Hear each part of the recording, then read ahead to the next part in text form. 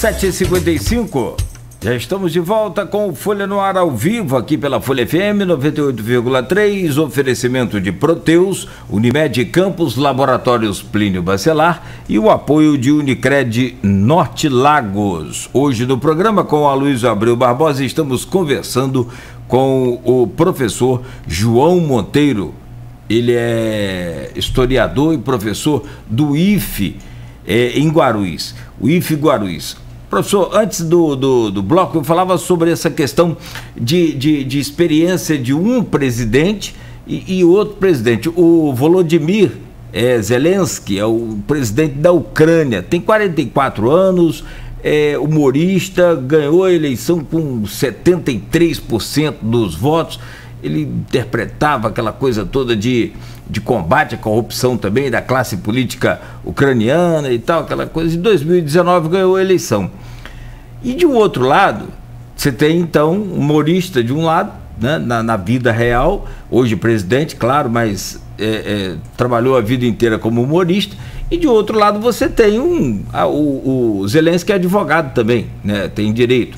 Mas do outro lado você tem um Putin com 70 anos de idade, advogado também, ex-servidor da KGB, ou seja, o cara está por dentro de técnicas, táticas, estratégias e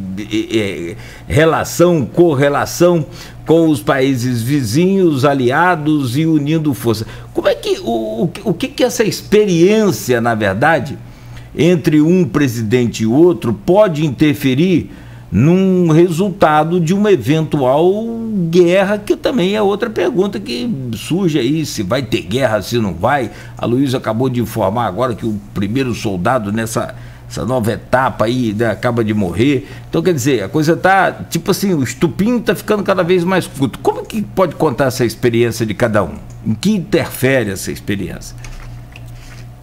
Cláudio, eu acho uma pergunta interessante porque ela ilustra justamente a disparidade do nível de preparação e de prontidão dos dois lados, né?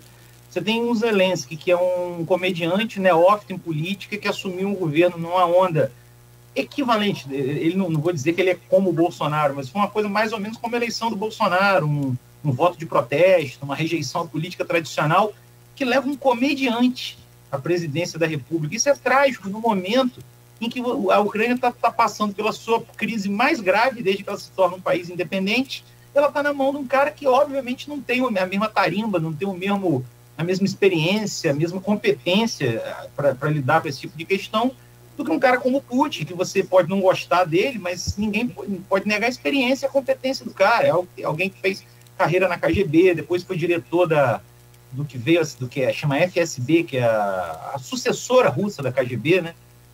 Depois tem uma longa carreira na política, está no controle do Estado russo desde 2000, né? 99, na verdade, final de 99, quando ele assumiu.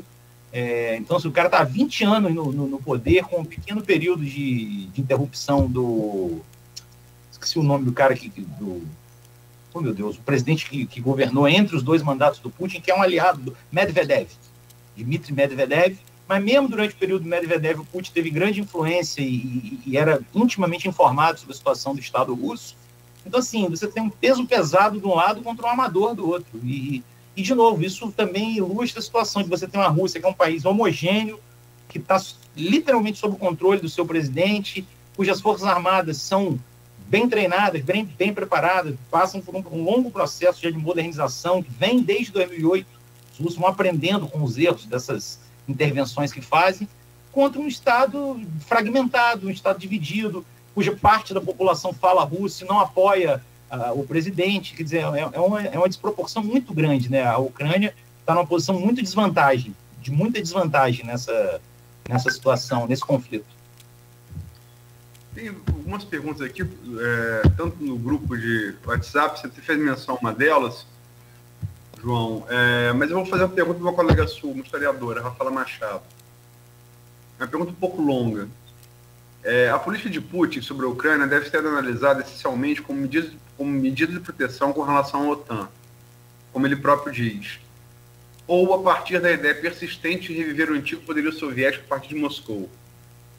Apesar das ameaças de um amplo boicote e embargo estrangeiro, quando da invasão e anexação da Crimeia, as sanções aplicadas à Rússia começaram os riscos. Posto que, apesar dos protestos da comunidade internacional, Putin e Rússia mais parece ganhar do que perder. Nesse sentido, até que ponto as ações de Putin, ao reconhecer os territórios da Ucrânia, aceleram o conflito e a iminência de uma guerra? Ou parece contar com a complacência da ONU e da mão leve, entre aspas, dos países em qualquer embargo comercial ou ameaça de bloqueio e apagão bancário? Vou responder por partes, né? Vou primeiro tentar responder a primeira. Eu achei a pergunta dela muito boa. Eu vi ontem no grupo e achei uma pergunta, claro, de uma historiadora, né? Então, uma pergunta muito pertinente. Mas eu responderia essa primeira parte, se ela pode ser entendida ou deve ser vista como uma tentativa de reerguer, de alguma maneira, a zona de influência soviética ou como reação à expansão da OTAN. Eu diria que são as duas coisas ao mesmo tempo. Dialeticamente, esses dois objetivos convivem perfeitamente. Então, os russos são motivados por ambos os fatores, né? Veja só, tem até uma frase interessante do Putin que diz assim, quem não lamenta o fim da União Soviética não tem coração. Quem deseja o retorno da União Soviética não tem cabeça. Então, o Putin, ele não é saudosista da União Soviética. Ele não é um comunista, embora tenha trabalhado na KGB, né? Se você vê as ações do governo dele, nenhuma aponta no sentido da socialização dos meios de produção, do retorno às estruturas do Estado soviético. Mas o Putin é um saudosista da Rússia como grande potência, da Rússia como superpotência, posto do qual ela foi rebaixada com o fim da Guerra Fria e com a crise dos anos 90, que degradou a Rússia como potência mundial para um nível inferior de potência regional. O Obama chegou, inclusive, a dizer isso. A Rússia não é uma potência mundial, ela é uma potência regional. Esse é a grande pedra no sapato do Putin. Então, ele persegue os dois objetivos ao mesmo tempo. Ele persegue, por uma questão de segurança, a limitação da expansão da OTAN. Ele não quer a OTAN diretamente na fronteira russa. Então, a Ucrânia serve aí como uma zona tampão, uma zona de segurança. E, ao mesmo tempo, o Putin, embora não trabalhe pelo retorno da União Soviética como Estado, como forma de governo, ele trabalha, sim, claramente e abertamente, não esconde de ninguém, o desejo de reconstruir ao máximo possível a hegemonia russa nesse espaço histórico que sempre foi controlado pelos russos muito antes da União Soviética, né? O controle dos russos sobre a Ásia Central, sobre o Báltico, sobre... Eu diria até que o Putin tem alguns objetivos limitados. O Putin não mira, por exemplo, a reanexação do Báltico, dos estados bálticos, Lituânia, Letônia e Estônia. Esses três estados, pela proximidade geográfica com a Europa, pela facilidade de acesso ao mar, a Rússia abandonou. A Rússia já abriu mão deles, já reconheceu que eles estão perdidos. Mas a Rússia luta com unhas e dentes para manter o controle sobre a Ucrânia, sobre a Bielorrússia. O episódio recente de intervenção a favor do governo do do Cazaquistão. Então, essas ex-repúblicas russas são, sim, vistas pelo governo russo, pelo Putin. Eu ousaria dizer, por qualquer um que venha depois do Putin, como uma área de influência historicamente construída e que deve ser mantida, que o Estado russo vai fazer força para manter. Já a segunda parte era sobre as sanções. Eu acho que o que aconteceu ontem, o que aconteceu a partir de segunda-feira, marca uma mudança, sim, né? Os russos tentaram repetir a artimanha, mais uma vez, de fazer uma invasão branca, de invadir sem declarar essa invasão, mas dessa vez a resposta foi muito mais dura. Não a dos Estados Unidos, os Estados Unidos rugiram muito e depois, na hora das sanções, miaram. Mas aquilo que eu mencionei no bloco passado, a suspensão da operação, da autorização da operação do Nord Stream 2, é um golpe duro para a Rússia. Dos três tipos de sanções mais perigosas, uma já foi aplicada, né? Então, eu acho que isso vai... o efeito disso sobre a Rússia será muito maior do que as sanções aplicadas em 2014. As sanções de 2014, a Rússia conseguiu contornar com relativa facilidade. Esse bloqueio do Nord Stream 2, os russos não têm como contornar, né? E se forem impostas mais sanções, como, por exemplo, o bloqueio dos russos no sistema SWIFT, e as sanções, o bloqueio de bens desses oligarcas russos, a coisa muda de figura. Aí o golpe vai ser sentido de forma muito mais intensa. Então, acho que a gente está entrando num novo patamar, né? E aí o futuro dirá exatamente onde isso vai chegar. Eu não acredito na possibilidade de uma guerra aberta. Não acho que é. Por quê? Porque a Rússia tem muito mais a perder do que a ganhar. Economicamente, ela não tem nada a ganhar ocupando a Ucrânia. Com o que ela fez ontem, ela já consegue o que ela queria, que é impedir a entrada da Ucrânia na OTAN, recolocar a discussão sobre a expansão da OTAN na agenda mundial dos grandes países, das grandes potências, e reafirmar aquela ideia da Rússia como um país que não é uma potência regional, é um país que fala grosso, que tem um arsenal nuclear, que tem um poderio, embora seja uma economia do tamanho da Coreia do Sul, ou algo que o valha, do Brasil. Mas é um país do Brasil, isso, mas é um país que consegue exercer um poderio militar muito superior à sua força econômica, equivalente à sua força econômica, né? Ao que seria equivalente à sua força econômica. Então, para o Putin, o que ele queria já foi conquistado. Agora, cabe saber como, cabe a ele e aos russos perceberem como eles vão conseguir retroceder dessas sanções que foram impostas ontem, que certamente eles não contavam com isso. A gente já colocou aqui desde o primeiro bloco, né? O Nord Stream 2 foi do Olaf Scholz. Eu podia até pegar carona na pergunta do Nogueira, que não é só um comediante que está na presidência da Ucrânia, né? E você está certo, eu diria que mais que uma onda da nova política, uma onda nacionalista, né? Uma onda nacionalista que levou Zelensky ao poder. E nesse ponto se parece, sim, eu acho que até mais que da nova política, se parece, sim, com a eleição de Bolsonaro aqui no Brasil. Mas o Putin, no discurso dele, é bom a gente perder isso de vista, que ele não reconhece o direito da existência da Ucrânia enquanto nação independente. E vai jogar e outra coisa que é comum, essa neodireita pelo mundo, rever a história com olhos muito particulares, né? E aí é a sua área, João. Ele acreditou a criação da Ucrânia a Lenin, após a Revolução Russa de 17, né? Isso é uma bobagem. Isso é uma besteira sem tamanho. Não é a Ucrânia que vem da Rússia, é a Rússia que vem da Ucrânia. Rússia de Kiev, século IX, né? Viking sueco com eslavo, né? Século IX. Já com Moscou e Kiev como um grande entreposto comercial. Ou seja, de poderes em Kiev. Vai mudar para Moscou e São Petersburgo depois com a Rússia dos czares. Mas o discurso dele, além do reconhecimento das províncias ao leste da Ucrânia, é de não aceitação da existência da Ucrânia como um país independente. E lembrar que o próprio Biden falou isso, líderes europeus também, da Europa Ocidental. Ninguém, ainda que Putin invada a Ucrânia, não vai haver nenhum país da Europa Ocidental, os Estados Unidos, vão enviar tropas para combater os russos na Ucrânia. Agora, a situação muda de figura. Você fala, Putin quer evitar a OTAN na sua fronteira. Ela já tem a OTAN na sua fronteira. Ela já tem com a Estônia e a Letônia, né? Só fazem fronteiras com a Rússia e pertencem à OTAN, né? E, aliás, de 97 para cá, são 16 as repúblicas da ex-área de influência soviética que entraram na OTAN. Letônia e Estônia eu já citei. Lituânia, Polônia, República Tcheca, Eslováquia, Hungria, Romênia, Eslovênia, Croácia, Montenegro, Albânia, Macedônia do Norte e Bulgária.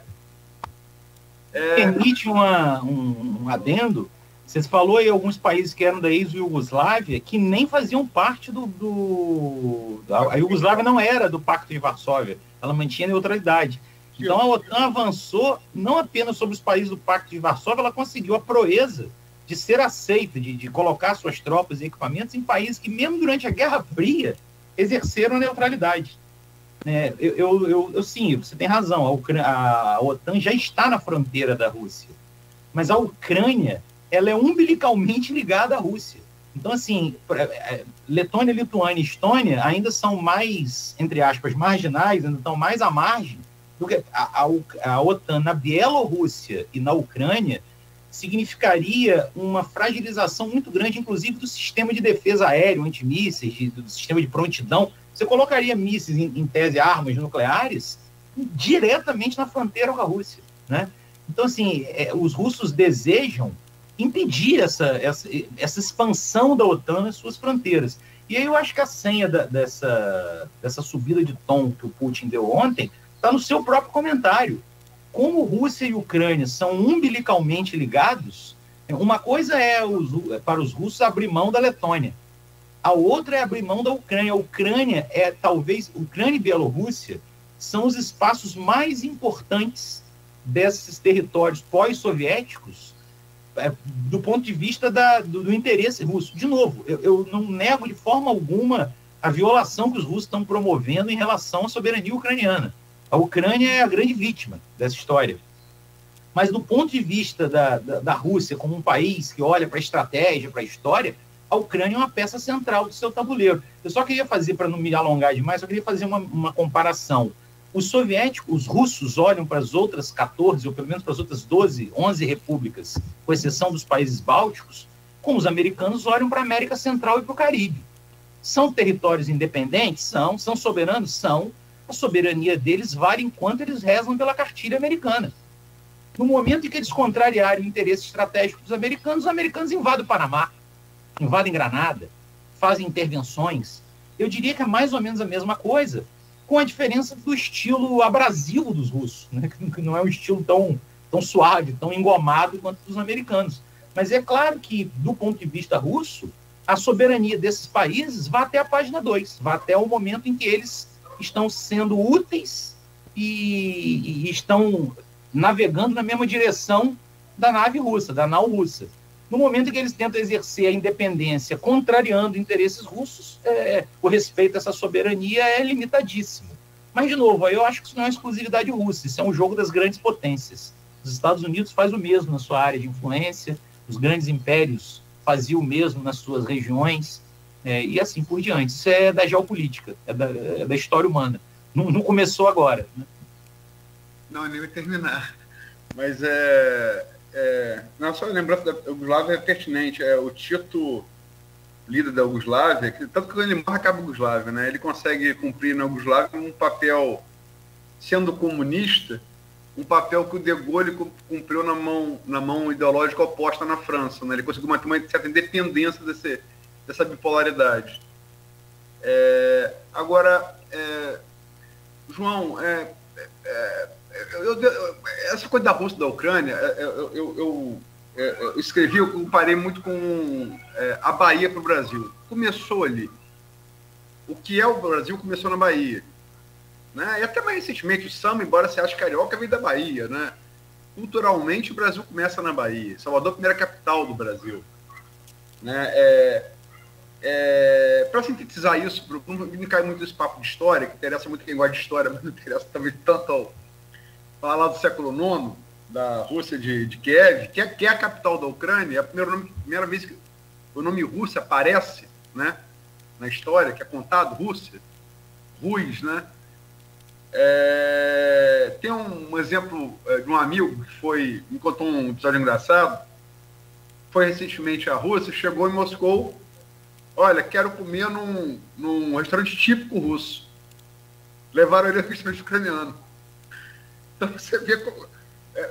meio tipo... acho que essa analogia da Bahia com o Brasil você acha pertinente? Quer dizer, é intrínseca essa gênese comum dos dois países, dos dois povos. É difícil superar isso? Eu confesso que eu nunca tinha pensado, mas acho que é uma analogia válida, sim, para a gente entender. E essa colocação que você está fazendo, ela é perfeita. O Estado russo nasce em Kiev. O Ducado de Kiev é a primeira forma de organização do Estado russo. Depois das invasões mongóis, é que se vai haver progressivamente uma diferenciação entre os povos russo, bielorrusso e ucraniano, né?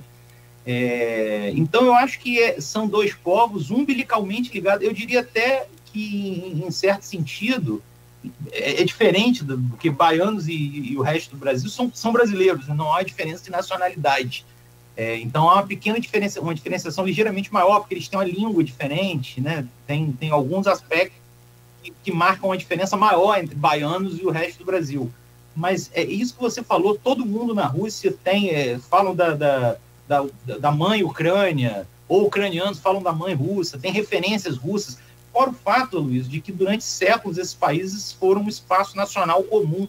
Então, é aquilo que acontece na nossa vida, né? Eu tenho parentes um primo que foi estudar no Amazonas, aí por lá casou, arrumou um emprego, ficou lá, tem família no Ceará, na Bahia, porque as pessoas misturam, fazem um concurso, vão fazer faculdade. A mesma coisa acontecia na União Soviética e mesmo antes. Eu tinha um livro aqui que eu separei, acabei esquecendo de trazer para mostrar, mas é o Isaac Babel, que é um livro escrito na época da Revolução Russa, Exército de Cavalaria. E um dos aspectos mais interessantes do livro é perceber quando ele narra as comunidades, como já eram comunidades cosmopolitas. Globalização não começou no final do século XX. Se você fosse no interior da Ucrânia, na época da Revolução Russa, você teria lá poloneses e lituanos, e austríacos, e russos, e tártaros, e ucranianos. Ele narra um episódio de um lugar onde havia escolas alfabetizando em 12 línguas diferentes na Ucrânia, né? Então, assim, era um espaço já multinacional antes da União Soviética. Então, a tentativa de impor agora essa separação nacional, essa uniformização, o que é ucraniano e o que é russo, ela é artificial e ela é cruel, porque ela não leva em consideração a situação histórica de como ela se desenvolveu e como as coisas são no mundo real, entende? Eu estava falando, comecei o programa lamentando a morte de um amigo muito querido, de um mestre, para mim, que foi o Geraldo Sarne, grande cineasta baiano. Ele foi muito amigo do Glauber Rocha. Eu me lembro que eu vi um documentário do filho do Glauber Rocha, o Eric Rocha, Rochas que Voam. É um documentário dos anos 2000. E eu até entrevistei sobre esse documentário, sobre o pai. E fala muito do período que ele morou em Cuba. E quando o Glauber Rocha explicava quem ele era, quando os cubanos falavam assim, para reforçar essa analogia da Ucrânia, Rússia, Bahia, Brasil. Quando os cubanos chegavam para ele, perguntavam, você é brasileiro? O Glauber Rocha respondia, não, eu sou baiano. Então tem uma pequena diferença. Mas para terminar esse bloco, João, para a gente não passar muito tempo, vou terminar aqui também com perguntas feitas no streaming. Tem o Renato Carvalho de Oliveira, que coloca aqui, bom dia, professor, o senhor sabe a origem da frase, faltou combinar com os russos. Renato, o João Botafoguense, eu como flamenguista vou estragar o prazer dele de falar de Garrincha, e vou falar que essa frase é de Garrincha para Feola, ali nas quartas de final da Copa 58, né? O Brasil enfrentou a Rússia, que é o campeão olímpico em 56. Mas não vou deixar, vou furar o prazer do João como botafoguense, como flamenguista. Mas a pergunta aqui é o Leonardo Mota.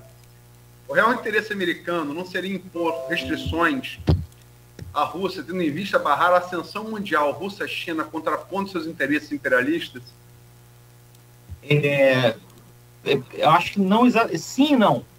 Eu acho que certamente o interesse americano nessa questão não é a defesa da Ucrânia. Tanto que eles alegam que não vão enviar tropas. Se a Rússia invadir a Ucrânia, eles não vão enviar tropas. Em alguns momentos, se eu fosse um pouco mais cínico, eu diria que os Estados Unidos desejam intensamente que a Rússia se envolva num conflito mais amplo com a Ucrânia para justificar a aplicação de sanções. E aí eu não vou ficar querendo me repetir, mas eu acho assim, a gente tem que entender que aconteceu uma mudança tectônica no mundo do petróleo e gás na última década, dos Estados Unidos até a primeira década do século XXI. Eles eram grandes importadores de hidrocarbonetos, de recursos naturais, e aí com o desenvolvimento da técnica que eles chamam de fracking, a exploração do gás de xisto, os americanos começaram a ter um enorme superávit de gás natural, e hoje, na última década, não hoje, nos últimos 10 anos, eles se tornaram grandes exportadores de petróleo derivados e de gás natural. Só que o gás natural americano, para chegar na Europa, ele tem que ser liquefeito, ele tem que ser concentrado em líquido, que é um processo extremamente intenso do ponto de vista energético, levado de navio para a Europa e depois reconvertido de líquido para gás, né? O sistema russo de bombeamento de gás por gasodutos é muito mais barato. Então, o gás americano chega na Europa por um preço maior do que o gás russo. Para os europeus é muito mais interessante comprar o gás russo porque ele é mais barato. Então, no meu modo de ver, o grande interesse americano não é nada de uma aliança estratégica, geopolítica, é uma coisa bem pragmática. Eles querem embargar o Nord Stream 2, eles querem limitar o máximo possível o envio de gás russo para a Europa. Diga-se de passagem, uma briga que os americanos travam com os europeus desde a Guerra Fria. Eles cobram essa solidariedade dos europeus, que são inimigos dos russos, mas compram gás russo, então o petróleo russo na época da Guerra Fria, então estão fornecendo recursos para a Rússia. No meu modo de ver, o grande interesse americano foi atingido ontem, que era justamente embargar a operação do Nord Stream 2, limitar o envio de gás russo para a Europa e, dessa maneira, deixar o mercado europeu aberto ao gás americano, mesmo que por um preço maior. Eu acho que é mais por aí, uma coisa específica, do que essa tentativa de impedir a ascensão russa. Eu acho que é aquela famosa história da navalha de Ockham. A explicação mais simples, normalmente, é a verdadeira. E, nesse caso, para mim, é cartesiano. Os americanos querem ocupar o espaço russo no mercado europeu de petróleo e gás. E eu quero só fechar, são 8h22, uma perguntinha, o próximo bloco agora a gente vai partir para um âmbito mais político e nacional. Vai ter guerra ou não vai? Eu acredito que não. Guerra aberta, invasão da Ucrânia inteira, ocupação da capital ucraniana de Kiev, acho pouco provável. Os russos têm muito mais a perder do que a ganhar. Se os russos continuarem escalando a situação, o próximo passo será excluí-los do SWIFT, como a gente já falou. E depois seria embargar os oligarcas russos. E isso seria um golpe duro para a Rússia, né? Como a proibição de operação do Nord Stream 2 já é. Então, assim, a Rússia, o que ela tem a ganhar com essa questão? Ela quer reafirmar o seu papel como grande potência, ela quer impedir ou inviabilizar a entrada da Ucrânia na OTAN, ou da OTAN no território ucraniano, e em menor escala, último, mas não menos importante, ela quer, em alguma medida, estabelecer isso que é uma política tradicional dos russos, de garantir a segurança das populações russas em territórios alheios. É uma velha redição do pan-eslavismo, né? Tudo isso o Putin já conseguiu. O Putin não tem, a Rússia não tem nada mais a ganhar escalando essa guerra. Pelo contrário, eu acho que o interesse russo agora é desescalar, talvez negociar um recuo para voltar a poder operar o Nord Stream 2. A ocupação de Kiev, por exemplo, que foi anunciada pelo Biden, vai atacar Kiev, não faz o menor sentido. Kiev é uma cidade de 3 milhões de habitantes, a região metropolitana como um todo tem quase 6 milhões, é quase metade do tamanho de Moscou. Os russos estariam administrando uma grande capital, uma população hostil. Quantos soldados você precisa para manter o controle de uma região metropolitana de 100 milhões de pessoas, armadas e dispostas a reagir, a resistir? Então, assim, eu não vejo nenhuma vantagem para os russos em ir além das províncias orientais que eles já estão ocupando de forma branca, como nós falamos. Muito bem. São 8h24, vou pedir licença, professor, rapidamente a você, nós vamos a um intervalo, voltamos já. Próximo bloco, vamos fazer uma projeção aí, se vai ter guerra ou não aí no Brasil para eleição de presidente, governador, deputado, essa coisa toda, mas aí é a guerra do voto. Ou não se sabe... Voto, né? Ou não, né? Não sabemos. Bom... no oferecimento de Proteus, serviços de saúde e medicina ocupacional com a qualidade certificada ISO 9001-2015, Unimed Campos, cuidar de você, esse é o plano. Laboratórios Plínio Bacelar, 80 anos de tradição, e o apoio Unicred Norte Lagos, quem conhece, valoriza. Pagar